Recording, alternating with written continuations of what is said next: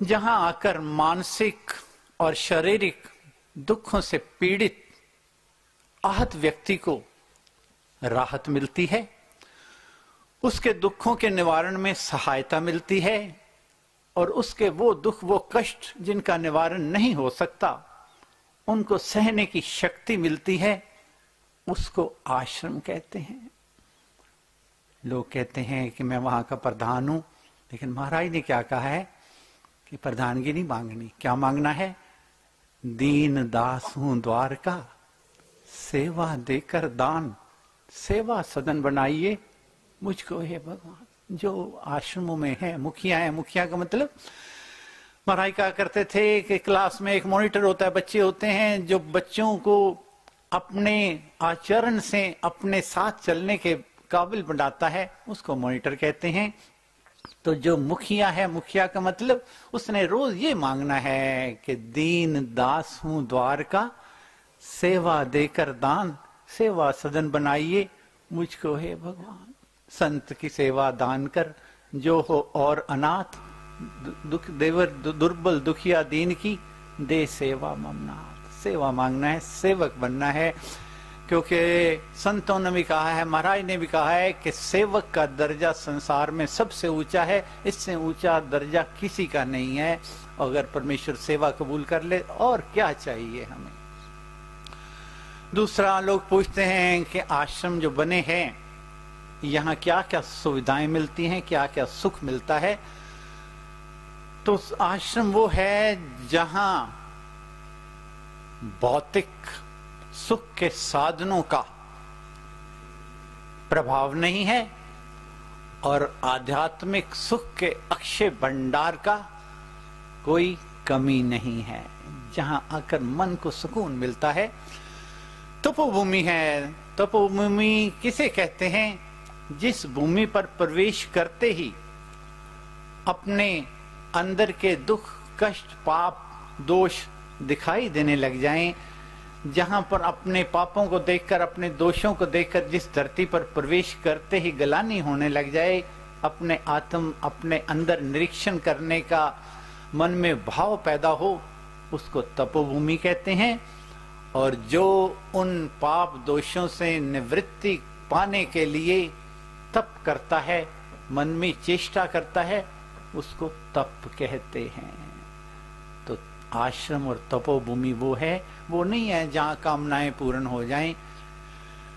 कामनाओं की पूर्ति नहीं होती, कामनाओं से मुक्ति मिलती है तपोभूमि में आकर। दूसरा मुझे कहना है कि जो भी हैं हमारे आश्रम बने हुए हैं, उनका ये हमेशा मन में भाव रखना है कि जो वो वहां पर आए उसको अपने पाप और दोष दिखाई दें, अपना अहंकार का भाव खत्म हो, लोभ लालच का भाव खत्म हो, ईर्ष्या द्वेष का भाव खत्म हो, राग द्वेष का भाव खत्म हो। अगर ऐसे वायुमंडल ऐसा वहां का प्रताप है तो समझना वो आश्रम है।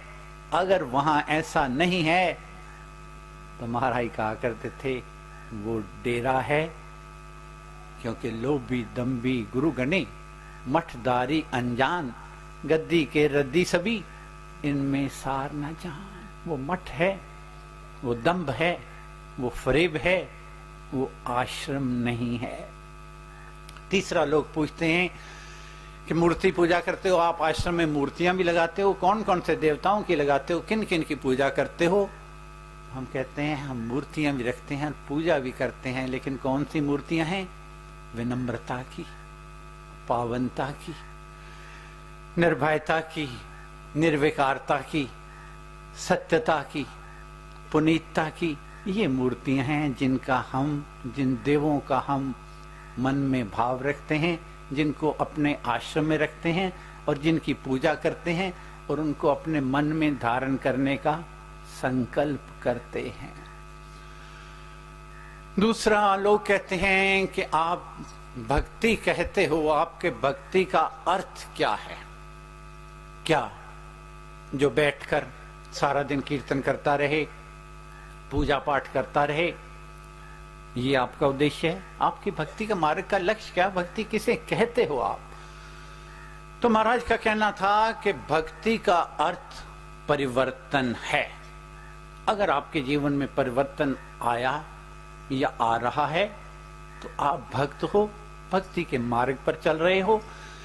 अगर जीवन में परिवर्तन नहीं आया, आप 10 लाख 20 लाख करोड़ 2 करोड़ 10 करोड़ कितना भी जाप अगर करते हो, लेकिन मन में परिवर्तन नहीं आया, आपके जीवन में परिवर्तन नहीं आया, तो महाराज के शब्दों में आपका सिमरन कोरी रटन मात्र है।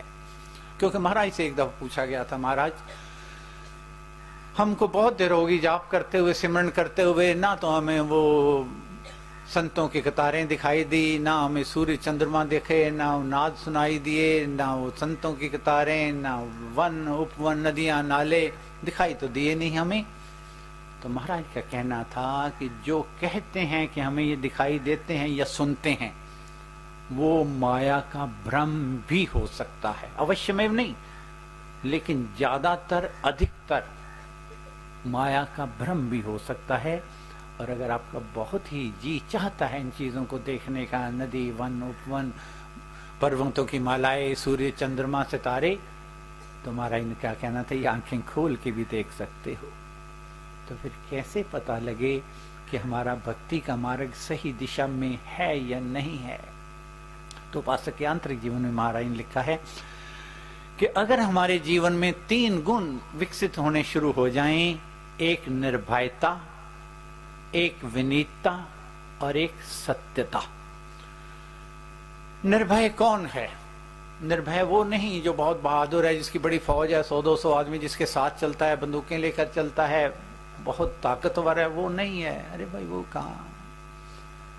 चूहा बिल्ली से डरता है, बिल्ली कुत्ते से डरती है, कुत्ता बाघ से डरता है, बाघ गोली से डरता है। एक डर रहा है, जो दूसरा डरा रहा है, वो बहादुर नहीं है। निर्भय कौन है?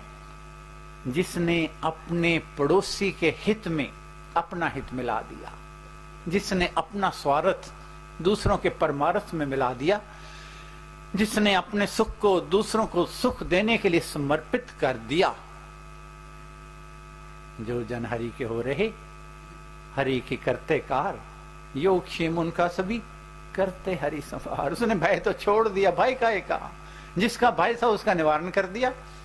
भय लालसा का था, क्योंकि पाने की लालसा और खोने का भय यही दुखों का स्रोत है। ग्रंथों में आया है कि पहले तो लालसा रहती, हाय ये मिल जाए, हाय जन मिल जाए, धन मिल जाए, गाड़ी मिल जाए, कीर्ति मिल जाए, और चीजें मिल जाएं, और मिल गई, हाय कहीं चली ना जाए, इसको कुछ हो ना जाए। पाने की लालसा और खोने का भय।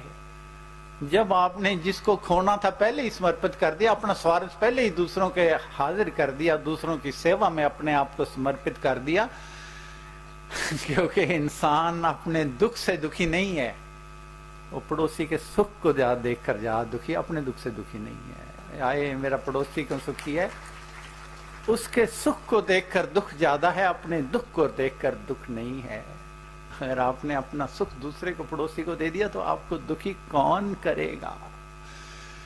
तो दूसरा मुझे कहना है निर्भयता का, अपना स्वार्थ परमार्थ में बदल देना है, दूसरों के जीवन में अपना जीवन समर्पित कर देना है। उस दिए की तरह जो दिया कहता है कि मेरे को अंधेरे में रख दो, घुप घेर अंधेरे में रख दो, जहां लोगों को ठोकरें लगती हूं, क्योंकि मैं अपना तेल और बाती दोनों को खत्म करके लोगों की राह रोशन करना चाहता हूं। अपनी क्षमा को जलाकर दूसरों की क्षमा को जलाना चाहता हूं। दूसरा है निर्भयता। निर्भयता में पहले तो स्वार्थपरता छोड़नी है, परमार्थ में अपनी जिंदगी को परिवर्तित करना है। और दूसरा, ब्रह्म भूल में भटकते उदय हुए जब भाग, मिला अचानक गुरु मुझे और लगी लगन की लाह। ब्रह्म भूल में भटकते, वहमों में पड़ा हुआ था। महाराज को कायर और कारता दोनों से सख्त घृणा थी। महाराज का आप लोगों को शायद मालूम है कि नहीं, लाहौर में राजपाल एंड सन्स की दुकान पे महाराज बैठे हुए थे। एक मुसलमान आया, उसने कोई और संत समझकर, किसी से उसको थी कोई दुश्मनी घृणा कुछ भी थी, महाराज को उसने चाकू उनके पेट में घुमो दिया, बहुत गहरा घुमोया, खून की धार नदी बह उठी, लेकिन महाराज ने हाय हाय नहीं की। भागकर उसको पकड़ लिया उस मुसलमान को, और पकड़कर ये कहा कि मैं इसलिए तेरे को पकड़ा है कि ये लोग तेरी जिंदगी ना खत्म कर दे। सबको कहा मैं इसको अबे दान देता हूँ, इसको जाने दो, इसकी गलती नहीं है। ऐसा इसके मन में कौन सा आ गया, भाव आ गया, उसको अबे दान दिया। और खुद जब उनको हॉस्पिटल लेकर गए तो ऑपरेशन थिएटर में डॉक्टर ने कहा कि आपको क्लोरोफॉर्म लगाकर बेहोशी का इंजेक्शन देना पड़ेगा क्योंकि ऑपरेशन करना है, घाव बहुत गहरा है। तो महाराज ने कहा डॉक्टर जी ऑपरेशन कितनी देर लगेगी? कहने लगे आधा घंटा। कहने लगे आधे घंटे बाद तो बेहोशी की जरूरत नहीं? कहने लगे नहीं। कहने लगे आप ऑपरेशन करो मौज से, समझो मैं बेहोश हूँ। आधा घंटा बिना इंजेक्शन के, बिना क्लोरोफॉर्म के उन्होंने ऑपरेशन किया और महाराज ने उफ तक नहीं की। तो जिनके महाराज हमारे ऐसे थे, क्या हमें शोभा देता है कि हम जरा सी बात पे कहें ये मंगलीक आ गया, ये थनीचर आ गया, ये दरवाजा तोड़ दिया, ये 10 अंगूठियां पहन ली, ये धागे वाले के पास चला गया, ये तोते वाले के पास चला गया। मुझे आप ही बताइए जिनके ऐसे महाराज हों, क्या उनको शोभा देता है ऐसी कायरता का बाना पहनना? नहीं, हरगिज नहीं। तो आज संकल्प लेके जाना 90 दिन के जप यज्ञ के पूर्ण होती पर कि हम कायरता का बाना फेंक कर निर्भयता का बाना पहन के जाएंगे। कभी सनीचर से नहीं डरेंगे, कभी मंगलीक से नहीं डरेंगे, कभी दरवाजों से नहीं घबराएंगे, कभी अंगूठियां ऐसे नहीं पहनेंगे। वैसे चाहे 100 पहनो, लेकिन ऐसी नहीं कि हाई अंगूठी मेरे को बचा लेगी। नहीं, बचाना किसने है? मांगू मैं राम कृपा दिन रात, राम कृपा हरे सब उत्पात, राम कृपा लेवे अंत संभाल, राम प्रभु हैं जन प्रतिपाल। अगर किसी के आगे गिड़गिड़ाना पड़े, हाथ जोड़ने पड़े, तो किसके आगे? दीना बंधु दीनानाथ, लाज मेरी तेरे हाथ। दीनता का शब्द केवल परमेश्वर के लिए सुरक्षित है। कभी हाथ नहीं फैलाने किसी के आगे। रोज तो यही कहना है परमेश्वर मैं कभी हाथ नहीं फैलाऊंगा, क्योंकि महाराज ने कहा है कि मर जाऊं मांगू नहीं, अपने तन के कहा पर परमार्थ के कारणे मुझे न आवे लाज। मर जाऊंगा लेकिन मांगूंगा नहीं अपने लिए। तो आज ये संकल्प लेना है कि हमने बहादुर बन के जीना है, कभी कमजोर नहीं बनना, कभी बुज़दिल नहीं बनना, कभी कायर नहीं बनना, कभी भ्रम नहीं करना। क्योंकि भ्रम भूल में भटकते उदय हुए जब भाग उदय हुए थे तब तो महाराज मिले थे, भ्रम वहमों में पड़े हुए थे। अगर उदय हुए भाग को फिर हमने डुबो दिया तो हमारे जैसा कंगला और दुर्भागी जन कौन होगा? तो उसके लिए ऐसे नहीं, मन तो डोलता है, मन कमजोर होता है। हनुमान जी जो शक्ति का स्रोत है, जब मां सीता नहीं मिली थी वो भी घबरा गए थे। प्रहलाद जिनको विश्वास का स्तंभ कहा जाता है, जब जलते हुए अंगारों से लिपटने को कहा गया वो भी घबरा गए थे। लेकिन नामी को चिंता रहती है, नाम ना हो बदनाम। अगर हम कोशिश करेंगे, हम उस सहारे को पकड़ेंगे तो वो सहारा मिलेगा ही मिलेगा। महाराज रोज देख, महाराज कितने पहुंचे हुए हस्ती थे, परमेश्वर के करीब थे, लेकिन वो भी रोज इस दोहे का अनुष्ठान किया करते थे कि मुझे भरोसा राम तू दे अपना अनमोल, रहूं मस्त निश्चिंत में कभी न जाऊं डोल। इस दोहे का अनुष्ठान करके रोज परमेश्वर को मांगना है कि अपना भरोसा, अपना विश्वास हमेशा मेरे सर पर रखना। दूसरा मुझे कहना है कि जीवन में परिवर्तन के लिए प्रेम का दीपक जलाना होगा। अगर प्रेम है तो इससे बड़ी दौलत नहीं है, और अगर प्रेम है तो परमेश्वर का वासा आपके अंदर है, हर वक्त आपके पास है। महाराज ने भी कहा है कि हाथ जोड़ मांगो हरे, सेवा कृपा प्यार। प्यार मांगा है। मैं लोगों को कहता हूं कि लोग कहते हैं हमारा मकान बहुत सुंदर हो, बहुत बड़ा महल बने, करोड़ों रुपए लगे। लोग लगाते भी हैं, 5-5 साल लगा देते हैं। मैंने एक आर्किटेक्ट को पूछा, लुधियाने के आर्किटेक्ट को, मैंने कहा आप इतने महंगे मकान क्यों बनवाते हो? तो कहने लगा जी जो आते हैं हमें ये नहीं बताते कमरे कितने हैं, क्या चाहिए, कहते हैं पड़ोसी का मकान से बढ़िया, ऐसा मकान लुधियाने में बना ना हो जैसा हमारा बने। तो कहते हैं हम क्या करें, लेकिन उनकी कमजोरी क्या है, वो मकान मांगते हैं। मकान नहीं मांगना, घर मांगना है। घर तो हमेशा ही सुंदर होता है।